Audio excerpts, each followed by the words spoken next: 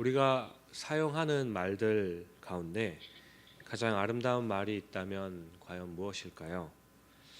여러 가지 말들이 있겠지만 제 개인적으로 생각되는 가장 아름다운 말은 감사합니다라는 말이 아닐까 싶습니다. 감사합니다라는 말은 상대방의 사랑을 인정해 주는 말입니다. 또 그 사랑을 진심으로 받아들였다는 표현이죠. 그래서 감사하다는 말은 우리로 하여금 또 다른 사랑을 할 수 있도록 힘을 주는 언어라고 생각합니다. 감사에는 힘이 있습니다. 이 힘은 상대방에게도 힘을 주지만 나에게도 힘을 주는 귀한 것이죠. 그래서 감사의 표현이 많으면 많을수록 그 표현을 통해서 행복하고 귀한 삶을 보낼 수 있게 됩니다. 오늘 일상에서 만나는 사람들에게 진심으로 감사의 표현을 한번 해보았으면 좋겠습니다. 그리고 그 감사의 표현 가운데서 감사의 이유를 찾게 되고 생각나게 될 때 상대방을 더 진심으로 사랑하게 될 것입니다. 사랑하는 가족들과 그리고 직장의 동료들 그리고 친구들에게 더 나아가 우리 하나님께 감사를 표현하는 오늘 복된 하루가 되시기를 바랍니다. 그러면 우리의 삶 가운데서 또 다른 은혜가 시작될 줄로 믿습니다. 오늘 말씀은 바로 이 감사의 마음을 가지고 읽어야 할 본문입니다. 오늘 말씀은 이스라엘 백성들이 하나님 앞에 금식하고 회개하며 나왔을 때 레위 사람들의 인도를 받아 하나님께 기도를 하는 장면입니다. 과거 자신들의 역사, 그러니까 이스라엘의 역사를 돌아보면서 하나님께서 베풀어 주셨던 그 은혜를 하나하나 되짚어 보고 있습니다. 그리고 거기에서 깨닫게 되는 하나님께 감사하다는 고백이 담겨 있는 것이죠. 또 하나님 앞에서 죄를 지었던 모습들도 돌아보면서 회개하는 기도의 내용이 담겨 있습니다. 9절에서 12절까지의 말씀을 보시면 출애굽에 대한 은혜, 홍해바다 앞에서의 놀라운 기적과 광야 여정 가운데서 불기둥과 구름기둥을 통해 주셨던 하나님의 은혜를 찬양하고 있습니다. 특별히 9절의 말씀을 보시면 주께서 우리 조상들이 애굽에서 고난받는 것을 감찰하시며 홍해에서 그들의 부르짖음을 들으시고라고 하십니다. 애굽에서 고통당하고 있던 이스라엘 백성들을 하나님께서는 감찰하셨다고 하십니다. 또 홍해 홍해에서 앞에는 바다, 뒤에는 애굽의 군대가 쫓아오는 상황 가운데서 오도 가도 못하는 상황에서 부르짖는 백성들의 간절한 기도를 들으셨다고 합니다. 여기서 나오는 표현들 중에 감찰하셨다 그리고 들으셨다는 표현은 마치 이런 거죠. 어린 자녀를 키우는 부모들은 그 아이에게 한시도 눈을 떼지 않고 있습니다. 자녀가 집안의 어느 모서리에 부딪히지는 않을지 혹은 넘어져서 다치지는 않을까 하면서 자녀가 기어다니는 것과 움직이는 것을 한시도 놓치지 않고 계속 주시합니다. 눈을 떼지 않는 거죠. 또 잠자리에 누웠다가도 아이의 울음소리가 들리게 되면 부모는 바로 아이에게 뛰어가 살피게 됩니다.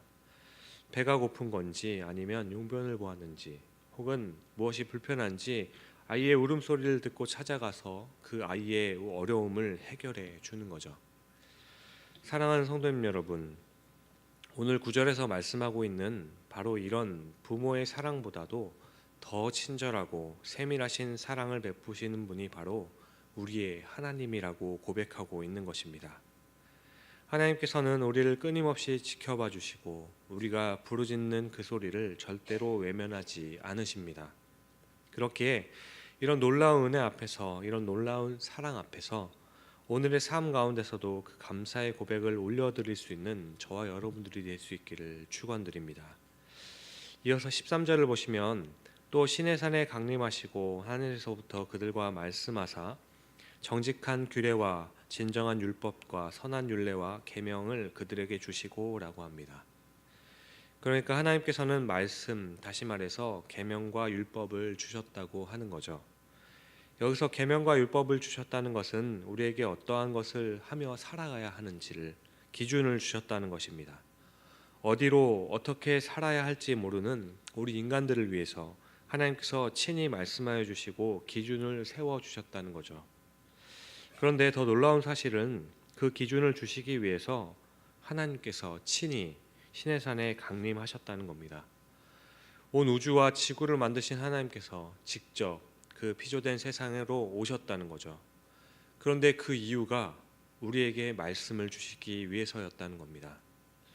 피조된 그저 하나님 보시기에는 먼지와 같은 우리를 위해서 직접 오셨고, 그리고 이 세상의 어떤 것으로도 정의할 수 없는 하나님을, 그 하나님께서 우리를 얼마나 사랑하시는지를 우리가 이해할 수 있도록 친히 하나님께서 우리의 언어로 알려주셨던 겁니다. 오늘 이 말씀을 묵상하면서 큰 감동이 있었으면 좋겠습니다. 우리가 지금은 아무렇지 않게 보고 있는 이 성경이 하나님께서 우리를 향한 얼마나 큰 사랑인지를 깨닫는 하루가 되었으면 좋겠습니다. 그리고 그 사랑 앞에서 온 마음을 다해서 감사로 고백하는 복된 삶이 되시기를 주님의 이름으로 축복합니다.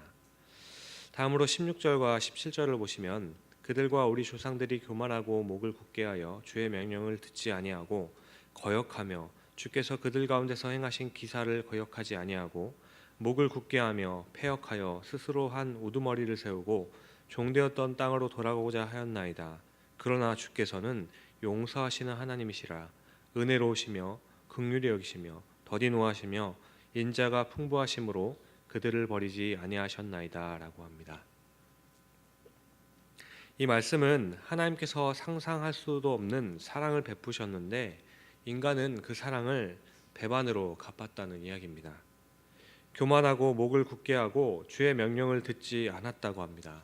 그리고 하나님께서 행하신 그 기사를 기억하지도 않았고 패역했다고 하는 거죠. 사랑하는 성도님 여러분, 인간의 가장 큰 교만은 과연 무엇일까요? 그것은 하나님의 은혜를 망각하는 겁니다. 우리는 하나님의 은혜를 망각하는 순간, 그 은혜를 기억하지 않는 순간 하나님을 배반하게 됩니다. 그리고 교만하여져서 죄의 삶으로 걸어 들어가게 되는 거죠. 그래서 우리의 신앙생활은 하나님의 은혜를 잊어버리지 않기 위해서 몸부림치는 시간입니다. 예전에 보았던 영화 중에서 메멘토라는 영화가 있는데요. 그 영화의 주인공은 잠을 자고 그 다음 날이 되면 잠자기 전의 일을 기억하지 못하는 사람이었습니다. 그래서 잠이 들기 전에 어떤 일이 있었는지 중요한 키워드들을 자신의 몸에 기록하고 잠이 들곤 합니다. 저는 이 영화를 보면서 영화의 주인공이 자신의 기억을 찾고 기억하기 위해서 몸부림치는 것을 보면서 과연 나는 하나님의 은혜를 기억하기 위해서 얼마나 노력하고 있는지를 되물어보는 시간을 갖게 되었습니다. 주 안에서 사랑하는 성도님 여러분, 우리는 하나님의 은혜를 잊어버리는 순간, 하나님의 사랑을 망각하는 순간, 그때가 바로 죄가 시작되는 순간임을 기억해야 하겠습니다. 하나님의 은혜를 잊지 않기 위해 우리는 몸부림쳐야 합니다. 그 몸부림의 첫걸음은 바로 예배입니다. 예배는 그저 좋은 찬송과 좋은 말씀들을 듣는 시간이 아니라 하나님의 사랑과 말씀 앞에 나아가 하나님의 사랑을 기억하고 감사하는 시간입니다. 그래서 예배의 자리를 생명과 같이 지켜야 한다고 늘 말하는 거죠. 한 번쯤은 괜찮겠지 하는 이 생각이 우리로 하여금 하나님의 은혜에서, 그리고 하나님의 은혜를 기억하는 것에서 멀어지게 만든다는 겁니다. 오늘 이 새벽의 예배 자리에 나오신 여러분, 오늘도 이 예배를 통해서 하나님의 은혜를 기억하고 하나님께서 주시는 그 사랑을 흠뻑 누리시는 하루가 되시기를 주님의 이름으로 축원드립니다. 17절을 다시 보시면 이런 표현이 있습니다. 그러나 주께서는 용서하시는 하나님이시라. 용서하시는 하나님이십니다. 교만하고 목이 곱고 말씀에 분술종했음에도 불구하고 하나님께서는 용서해 주시기로 결정하신 분이라는 겁니다. 저는 이 말씀을 보면서 예수님께서 누가복음 15장에 말씀하셨던 돌아온 탕자의 비유의 아버지의 모습이 생각이 났습니다. 이 비유 속의 아버지는 이미 그 아들을 용서하고 있었습니다. 이미 용서하고 있었습니다. 그리고 먼저 기다리고 있었습니다. 미리 용서하고 옷을 준비하고 손에 끼울 가락지를 준비하고 함께 먹을 송아지도 미리 준비하고 있었죠. 사랑하는 성도님 여러분, 하나님의 은혜는 이미 준비되어 있습니다. 하나님의 용서도 이미 준비되어 있습니다. 따라서 우리는 이미 우리를 팔 벌려 기다리고 계신 우리를 용서하시기로 결단하신 하나님께로 뛰어가야 할 줄로 믿습니다. 그러면 우리 주님께서는 우리 삶 가운데서 새로운 은혜를 시작해 주실 줄로 믿습니다. 그런즉 누구든지 그리스도 안에 있으면 새로운 피조물이라 이전 것을 지나갔으니 보라 새 것이 되었도다. 아무쪼록 오늘도 이 말씀을 붙들고 우리의 과거의 은혜를 기억하고 현재의 제약된 삶을 회개하며 주 안에서 새롭게 시작하는 오늘 하루가 될 수 있기를 주님의 이름으로 간절히 축원드립니다. 기도하시겠습니다.